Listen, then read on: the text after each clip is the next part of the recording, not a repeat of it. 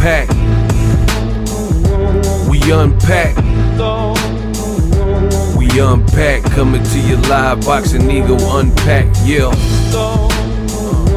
We unpack. We unpack. We unpack. Coming to you live. What up, Fight World? It's your boy Ego, and I'm back with some more boxing. Let the Gervonta Tank Davis hate continue. Max Kellerman on his show is questioning Gervonta Davis's resume, insanely biased. In this video, your boy Ego will reach in, unpack it, and let you know what was said and what I agree with or disagree with. So stay tuned to this video. Now, the Gervonta Davis hate continues. I've told you about this. You can take my word for it. Somebody who's been in the game. There's nobody that's been in the game longer than me telling you anything else. So I think my longevity alone deserves credit, because boxing is a brutal sport and it's a vicious sport. So at the end of the day, you don't just make it around unless you know a thing or two, for as long as I've been here. So take it for what it's worth. The Gervonta Davis hate is nasty, bro. It's nasty, right? So Max Kellerman has a show, Inside Ring. I don't know why they dug Max Kellerman up from wherever he was after ESPN fired him for not being good on First Take, but they kind of should have left him behind. Something has definitely transpired, and now he's acting like company man, lapdog, a shill, whatever you want to call it. And it's deplorable, if I'm being honest, right? And I've told you this before. First of all, this show is terrible. The people that they have and the opinions, we will see how long it lasts and, you know, how big it becomes. But I'm telling you, the cast is just like very weird. You got Max Kellerman, you got Shady McCoy, LaShawn McCoy, and you got Mike Coppinger. This is the show, and occasionally they'll have a guest on. The guest, that's cool. You know, people want to hear what the guest has to say. But as far as the others, good luck with it. You know what I mean? Because they say a lot of nonsense. And this was one of the episodes, which we'll get into, where they're just hating on Gervonta Davis.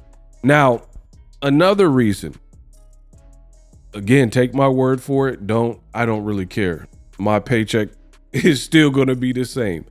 But you can always tell when these people have an agenda, because they overly push it. They're insanely biased, and they try to drive home this agenda. That is exactly what we are seeing right here in this situation with Max Kellerman on this show. And I want you to hear what they said first, and then I'll kind of break down that statement a bit more. But I got a lot to say, so stay tuned to the end of this video. So on the show, they had a special guest, a fighter, Malik Scott, and he was the only one talking any sense. I didn't watch the whole episode. I tell you, for stuff like this, I can't watch it because it's a waste of my time. The only reason that I watched it is because you guys send me stuff and then complain about it. Like, oh man, did you see this? Max on that BS, blah, blah, blah. The only reason that I watch this, hand over heart, is because I'm a content creator and it's just content for me. And if you notice, not too much else going on in boxing per se. Maybe there's a reason they're not fighting. I'm not fighting. So this is what they had to say about Gervonta Davis. I won't interrupt. Maybe there's a reason they're not fighting. I'm not fighting the top guys. That's a great point. But the resume doesn't say what Max is saying. What resume? What resume you saw? Ryan Garcia, Leo Santa Cruz. No, Leo Santa Cruz. Romero is a very. I said heavy. Let me finish. Yeah, but they're never. But none of those guys are the best fighter in the division. Malik, right? Like, so he's fighting. This is what credible. Top Rank did with Oscar De La Hoya for a while. You fight credible guys with names, good fighters, but never the killers in the division. You know, at lightweight, you'll fight Rafael Ruelas, right? Or Floyd, this is when he left when he left lightweight? Did he fight Costa Tzu at welterweight? Did he fight Margarito when Margarito was on top? Careful, right? Horrible. You're a horrible fighter. Horrible. What did Canelo say? Horrible. The fact that I have to listen to this for my job is insane. So many different ways for the king of boxing talk to slice and dice through what is being said. So, first of all, he started bringing up Oscar De La Hoya with Top Rank. I don't care what none of y'all say. You don't know boxing if you don't think that Oscar De La Hoya has a good resume. Oscar has an impeccable resume.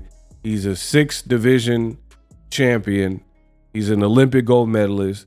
Top Rank or not, he was fighting great fights throughout his career. Fights like, if I'm not mistaken, the Chavez fight was under Top Rank. Boom! And I just looked it up. The promoter for Oscar De La Hoya and Julio Cesar Chavez fight was Bob Arum. So right then and there, Max Kellerman already sounds dumb. You're trying to diss Tank by bringing up fighters of yesteryear and talking about their resume at whatever point in time. You use Oscar De La Hoya, who has one of the best boxing resumes in boxing history, and you said, oh, it's like Oscar when he was with Top Rank. Okay, one of Oscar's Top Rank fights was a pay-per-view with the legendary Julio Cesar Chavez. So how is that a good example of a guy who wasn't fighting the best when the boy Oscar was fighting Chavez Sr., a legend in the sport, under Top Rank? Then the other person that he mentioned was Floyd Mayweather. Max Kellerman been hating on Floyd Mayweather. It is what it is. Floyd, another person, 50-0, great resume. Whether he was with Top Rank or after he left Top Rank, he was fighting credible people. You mentioned Costa Tzu and Antonio Margarito when he was on top. How long was Margarito on top of anything, right? He had a very complex fight with Paul Williams, right? And most people believe that he cheated Cotto in the first fight, right? And he got outed when he fought Shane Mosley for cheating. Why is this topic of Margarito even still a thing? This is a known cheater, bro. Is a known cheater who was making fun of Freddie Roach for having Parkinson's in a video. And he's a known cheater, bro. So, again, horrible examples. As far as Costa Tzu, whoop-de-doo. There's a video where Floyd called out Prince Nassim, Oscar, Shane Mosley, and Costa Tzu. And he called him out viciously when he was Pretty Boy Floyd, and them fights didn't materialize. But once again, especially if it's a black fighter, the onus always goes on the popular black fighter, like Floyd, like Gervonta Davis, when you're dealing with people like Max Kellerman. Point blank, period, right? If the Pacquiao fight took 6 years, somehow it's Floyd's fault. But all Floyd said was, I moved up in weight, but I wasn't just running through no damn body, right? Take the test. I don't mind fighting Pacquiao. I just want to be on an even playing field. That's all he said. Now, if you dodge VADA or don't sign up for clean, people will ridicule you. People will say, oh man, I know you're cheating. And like, people will like insinuate stuff. But when Floyd was trying to get above and beyond Olympic style blood and urine test, people like Max Kellerman, right? They blame Floyd for being scared instead of like addressing the real issue, which is PEDs in boxing. So again, you can't take these people serious. Then the clip that I let you guys listen to, you got McCoy, and he's like, what? Oh, really? Anybody who is doing all that extra, they don't really know boxing, because Rolly's gonna mess around and probably fight Manny Pacquiao. And then people like McCoy, they're gonna continue to look dumb. What if Rolly beats Manny Pacquiao? What are you gonna say? Rolly just beat Ryan Garcia. So in your effort to defame Tank and make him look horrible, make him look bad, you in turn look bad because Rolly became a champion with the Barroso fight. I get it was controversy. He fought Pitbull, and then he's probably about to fight Pacquiao, and he just beat Ryan Garcia and knocked him down. Something that Devin Haney, who gets praised, didn't do. Devin Haney never knocked Ryan Garcia down, right? And he didn't beat him in the initial fight. Versus Rolly gave him issue in sparring, which looked like it carried over when they fought. So why is Rolly supposed to be a punchline at this point? He has an awkward style, I give you that, but he's still heavy-handed. And Malik Scott was like, you didn't let me finish, because all he did was say Rolly, and then you had this dude getting all animated. Oh, Rolly, what you mean, Rolly? And then Malik Scott was like, you didn't even let me finish. You didn't even. So again, how can we take these people serious as boxing analysts when you have a guest who's taking the time out of his day, who's somebody who studies boxing and is a boxer, and the moment they like go to articulate a comment, you're jumping out the window, doing all this extra stuff. So again, people like that, you already have your mind made up. You're not, even though you played football and he actually boxes, you already know more than him. You know what I mean? So I don't even know why they even picked this dude, this football dude, to be on this show. Boxing fans is not respecting it. Boxing is a secret society, and most people don't know ish about boxing. Rest in peace to Roger Mayweather. So I thought the whole point was stupid from this show. And Max Kellerman got called out by Malik Scott. He was like, the resume doesn't add up to what Max Kellerman is saying. And then they kind of like jumped on Malik Scott and then didn't even let him get a word in edgewise. Horrible. So we'll see how long this show lasts with talking points like this. And here's the thing, because I want to focus now on the subject at hand, Gervonta Davis's resume. Tank fought Rolly when he was undefeated. Bigger knockout artist. Tank even told you he's the hardest puncher I've been in with, right? Fought him. He later becomes a champion twice. These aren't opinions. These are the facts, right? And he's probably about to fight Pacquiao. We'll see if he could do better than Barrios. So that's one thing. Pitbull Cruz. Again, fought Tank. He only had one loss. Never been stopped. He's hard to deal with. Tank had an injured hand. Tank beats him. And then he goes on to knock out Rolly, who later becomes a champion again and beats Ryan Garcia. So Pitbull Cruz is pretty ferocious, especially if you don't handle him right?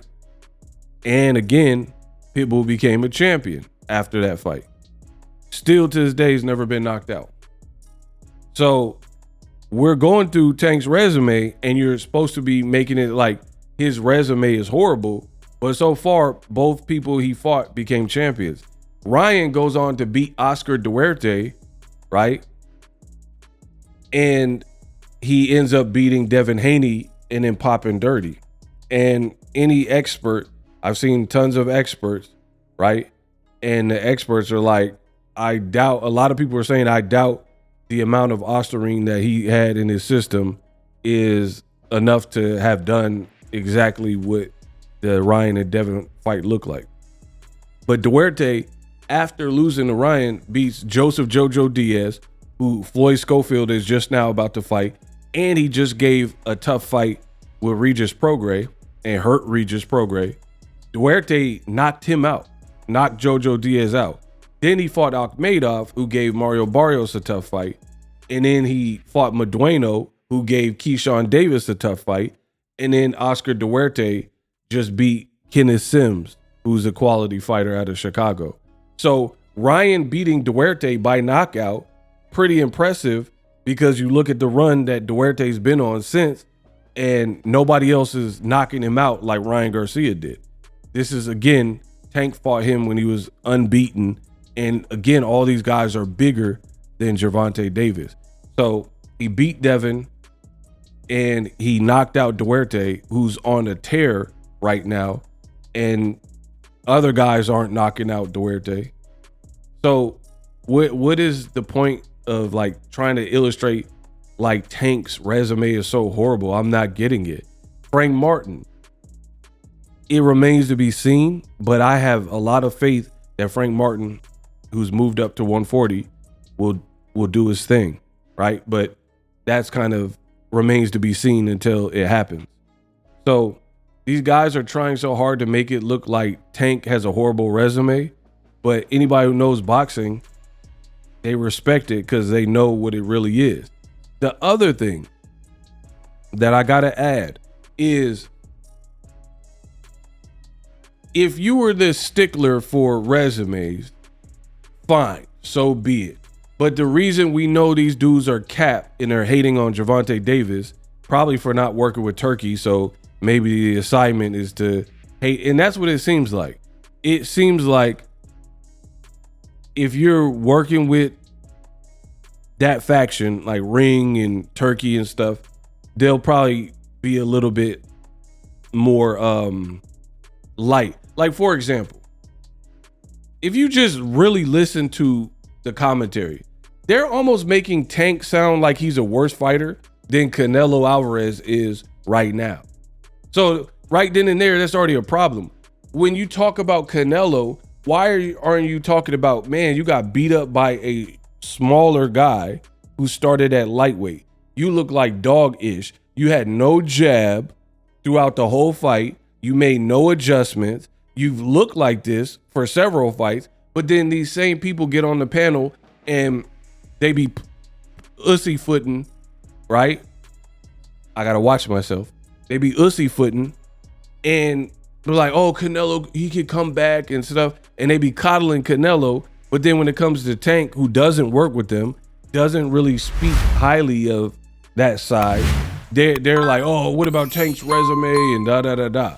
The other reason we know these people are disingenuous and liars is because I could understand if you're just a stickler for resume, but whose resume is better than Tank Davis at 135? Okay. See, this is why they could never debate me, because they would get cooked.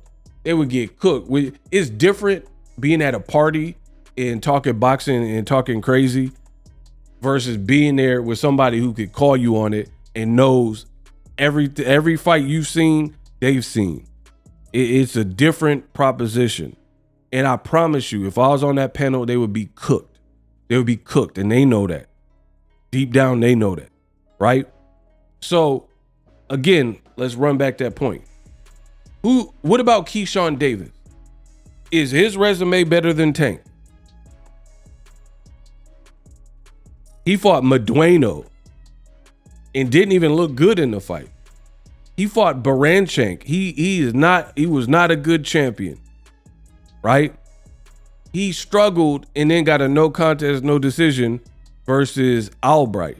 And then he fought Gustavo Lemos coming off of a loss to Richardson Hitchens, where he missed weight by an egregious amount and didn't look like he was in shape. So maybe the Hitchens, because some people thought he beat Hitchens, even though he didn't. Maybe it got to his head, or the money that he got for that fight, whatever. Gustavo Lemos, when he fought Keyshawn, he didn't even look locked in. And he fought an old Pedraza. But then they'd be talking about Tank like he fighting old people. But Keyshawn's fighting Pedraza, who been washed, right? So again, why, if what you're saying was really what you're saying, then there's so many more people before you get to Tank Davis in or around that division where you would have to scrutinize. Same thing with Shakur. Shakur, you can't give him credit for the Teofimo fight that's not even confirmed, because that fight ain't even for till 2026, allegedly. So you don't get credit for potential fights. So we got to look at Shakur Stevenson. Who has he fought? Zepeda, right? Is Zepeda better than Pitbull Cruz? Pitbull, to me, Pitbull seems harder to beat because you have to fight him a certain way and or have certain skills or power or intangibles and attributes. Otherwise, he's giving you a hard fight.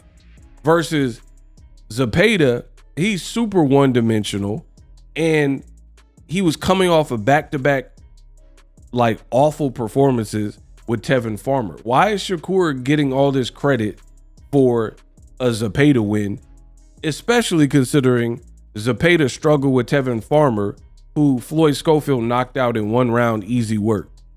So how good is Zepeda even when you're struggling? You had two shots at Tevin Farmer and you failed to impress in both versus Floyd Schofield, right? And Shakur's not rescheduling the Floyd Schofield fight, which I would rather see than majority of the fights he's ever fought, right? He fought the African cop, Nakatila. Who did Shakur fight, bro?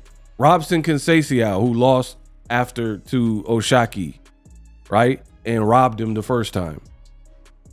What are these legendary names? If we're gonna scrutinize Tank Davis's resume, what are the legendary names on Shakur Stevenson's resume? Please let me know.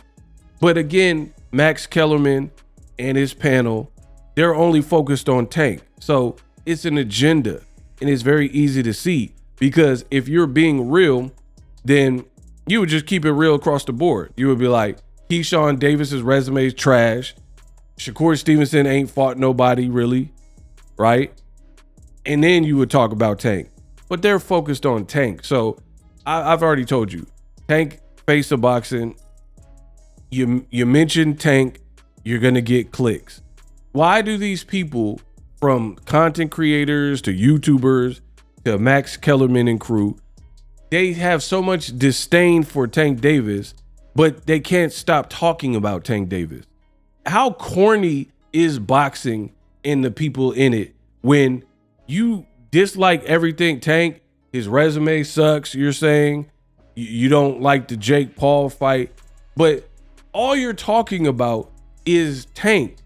Like, where do they do that at, bro? Some of y'all need to go outside and touch grass. Get you some friends, get a pen pal, something. If you don't like the Jake Paul fight, don't speak on it. Aren't you helping the fight by talking about it incessantly? Like, be real. The best way, like Jimmy Kimmel, when they try to block his freedom of speech, people spoke with their wallets, right? They're like, you know what? That's not constitutional to take away Jimmy Kimmel's rights to free speech. So people spoke with their wallet and canceled Disney and ABC, right? And they had to put him back on the air. So that is one example of many where if you really don't like something, boycott it. Don't watch it. But these people are fake content creators. Like, oh man, Tank sucks, Tank this. They don't have nothing good to say about Tank, but every video is about Tank. And then the people they do like Shakur or Devin, have actual news. They barely even talk about it. Like, you got Inside Ring or Inside Max Kellerman's Brain or whatever this show's called, right? And Devin has a signed fight that everybody seems to like. No coverage.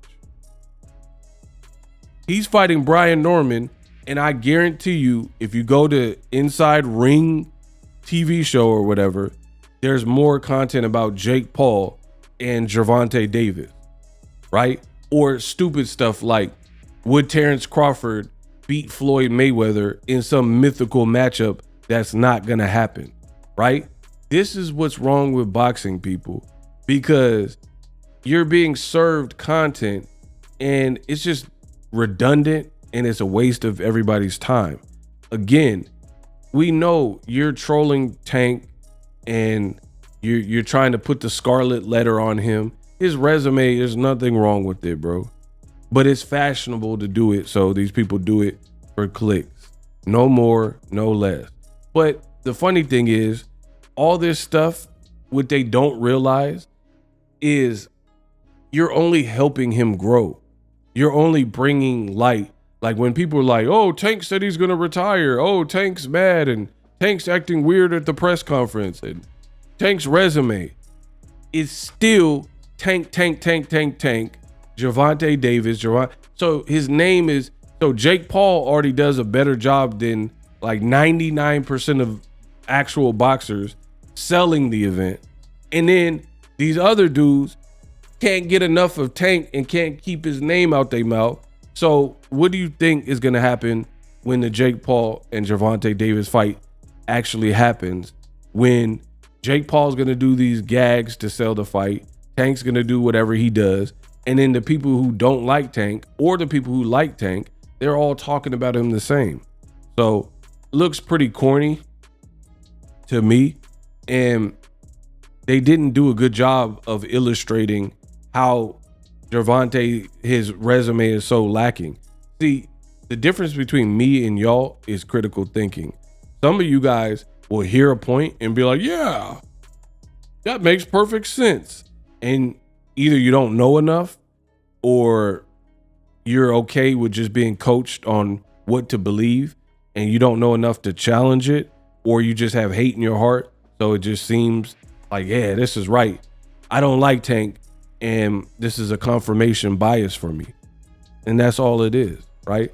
But I challenge anybody to look at Shakur Stevenson's resume, particularly at lightweight, because that's the question, and look at Keyshawn Davis at 135 and tell me how their resumes are great. Because Shakur could fight Artem coming off of a loss to Frank Martin, and he almost got stopped by Frank Martin. And Shakur struggled to try to stop him and look as impressive as he talked about, right? So that was Shakur fighting a guy off of a loss, right? People were walking out of the Prudential Center at the fight out of boredom. He's fighting guys like Conceição, who had already lost to Valdez, would later lose to Oshaki. We don't really know how good he is, right? He ain't did no legendary stuff. Shakur fought a one-day replacement, Joshua the Electrician Padley. Like, why are you not bringing, if you're just talking about resume, like I would respect the show more if you just said today's fighters, their resumes are thin, and you just made it a current modern day fighter and said they're not fighting nobody. This is nothing like the 70s, 80s, and 90s. Because then you're just spreading the love. But then when you go out of your way to target and make it look like Tank's resume is the worst in the game, but everyone else has a great resume, is cap. And even like, if we're really being real, look at guys like Artur Beterbiev, right? Up until recently, where he got the 2 Bivol fights where he could really show against somebody who is perceived at the same level, who had Beterbiev really fought? Ooh. Bodstick, Tavoris Cloud, Rayco Saunders, Jeff Page Jr. You don't even know some of these names. Alexander Johnson. Like, you know what I mean? Like, what are we talking about? He was fighting Joe Smith Jr. up until the recent Bivol fight. But then he got the 2 Bivol fights, and it's like everything's forgiven because of that. And that's just one person. Same thing with Bivol. Who was Bivol really fighting? Bivol, he didn't fight like an Andre Ward, right? Bivol was fighting guys like Jean Pascal and Joe Smith Jr. You know what I mean? Like, so again, if we're going to talk about people's resume and tear it apart, Bivol, I don't know his age, but he's 30 something. Beterbiev is 40 years old, and he got like 22 fights. And up until his last 2 fights, he hadn't really fought anyone that was consensus best, like Bivol. Better Biev and Bivol are considered the king of the division, you know, with Benavidez and Morrell probably being right there. But that's up until recently. So what are we talking about? Why is the pressure only on Tank, right? And I could do this all day. Like Bam Rodriguez, right? They're all talking about, oh, Tank's resume and stuff. You never hear anyone talk about Bam Rodriguez and his resume. And when you look at it, who are the legendary people that Bam Rodriguez fought? He's fighting who he can fight. Cool. I get it. But who are the legendary people? Right? This is Bam Rodriguez.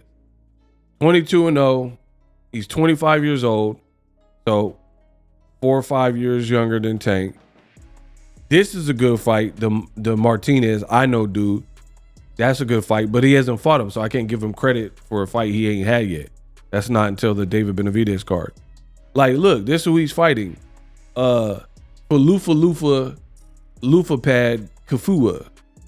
Pedro Guevara, 42-4-1. Like, bro, who are these people?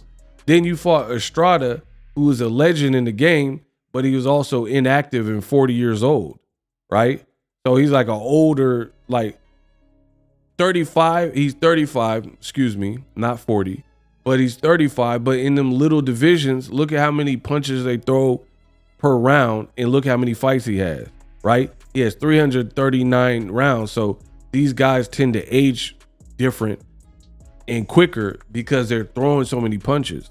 Sonny Edwards, Christian Gonzalez, Israel Gonzalez, the rat eater himself, Sor Rungvisai. Again, Rungvisai, his prime was when he was fighting Chocolatito. He fought Bam many years later. Carlos Cuadras, another like ancient for those little divisions, guys that he was popping. Look, I'll show you. They fought in 2022, but I'll show you when Cuadras was when he was popping. Cuadras was popping. Look, when he was fighting Chocolatito in 2016 on HBO. You see? That's when he was popping.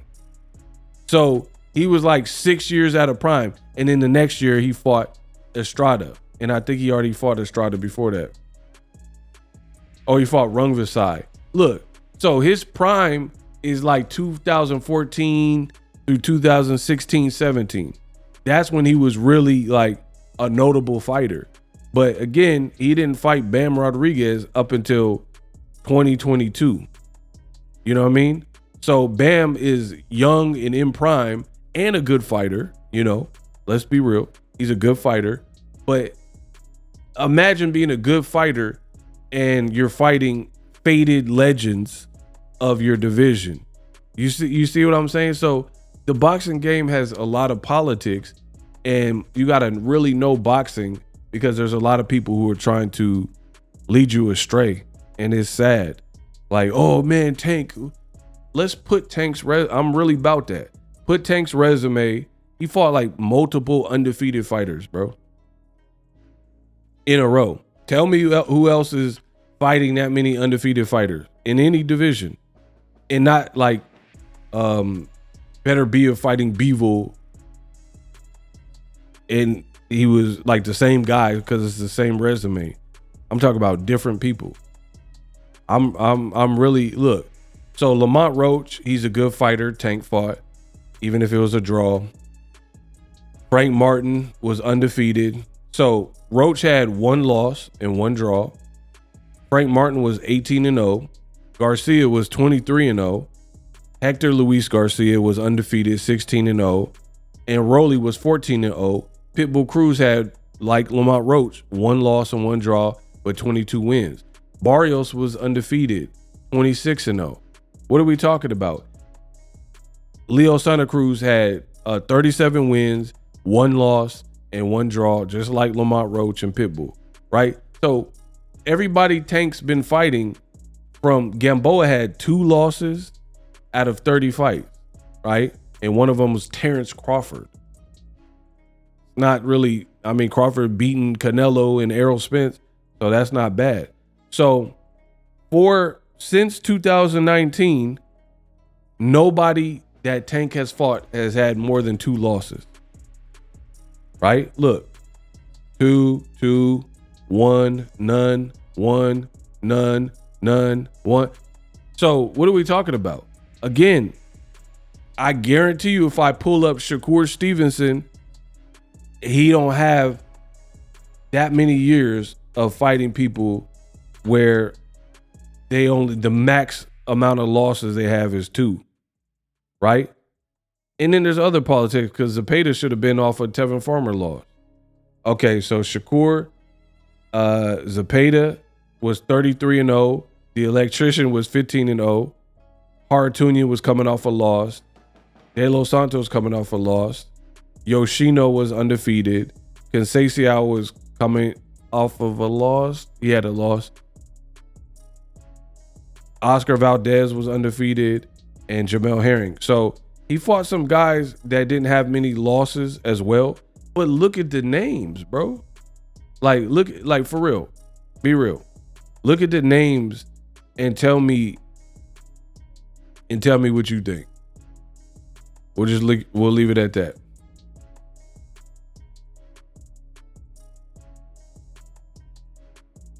And again, it's not making sense. And this is one person. Don't make me pull up like Keyshawn. I already know them top ranked specials. So my thing is this: why is it always Tank? Look, we looking at everybody. So this is Keyshawn Davis, right? Dennis Baranchank, he's 19-0, but he not dangerous. You think Ryan is less dangerous? Ryan Garcia is less dangerous than Dennis Baranchank? This dude had 1 loss. Madueno had 2 losses. Pedraza had 5 losses. See? Albright had 2 losses. Patera had 3 losses. 6 losses, 5 losses. 3, 4 losses. Right? And again, a lot of these names aren't even recognizable. Come on, bro. Come on. I know some of y'all want to hate on Tank, but y'all looking bad out here. Y'all looking bad in these streets. And that's what it is. We unpacked. Live streaming can be tough, which is why I use StreamYard. Click the link in the description for StreamYard, which is an awesome tool that enables you to set up your stream with ease of use. Get great results with live streaming. It's what I use. Stream to social media with ease with StreamYard. Live streaming is here to stay. Engage with your audience using StreamYard. Great way to reach out to your audience and connect. So you need a tool that can do that.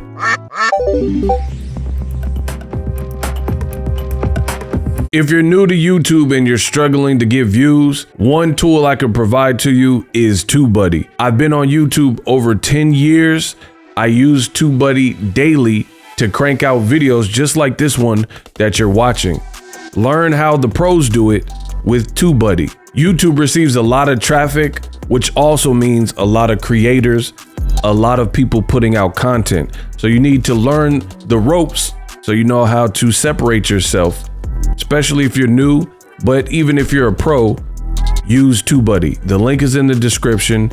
Get more views, more subscribers, and a higher click-through rate, so ultimately you can realize all of your online goals. Use my affiliate link in the description and grow your channel fast.